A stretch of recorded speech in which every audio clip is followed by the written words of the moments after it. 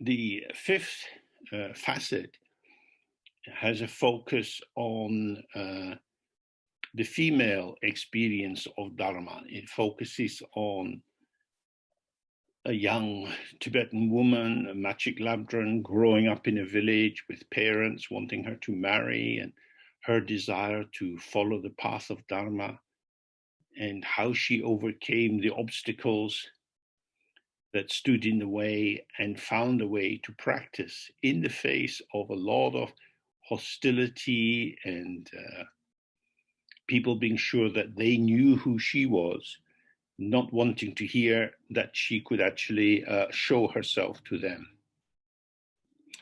And this very interesting, beautiful, short autobiography is then followed by an outlining of several practices concerned with her, one being the translation of a text of the Chöd of how to engage in the diminution of the ego's central reference point by offering it up.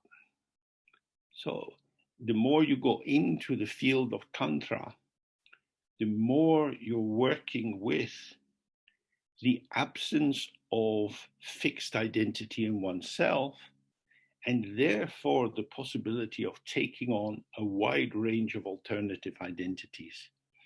If you're born with a male body, you can have as your main meditation practice being a goddess, because actually the manifestation of a male body is a karmic fixation. It's a patterning of energy. There is no essential maleness. It's simply habit formations, the way muscles develop and so on. It's an energetic formation. So through the meditation practice, you can experience many different kinds of identities. And then you really see directly for yourself, there is no fixed self. I am an open potential for participation and being with others. And as long as the motive is clearly love and compassion, kindness, the desire to help other people awaken, then the playful movement through these identities becomes very life-affirming for oneself and for others. In particular, the feminine energy manifests as a quality of undefendedness. Undefendedness means a kind of naked availability, not as a victim, not as somebody to be objectified, but of the constant possibility of dropping away projections. We are very aware in these present times of the projections that arise around race, around gender, around religion, that we feel when we know someone's sexuality, somehow we know something about them, and therefore can use a template to make sense of how they're likely to behave.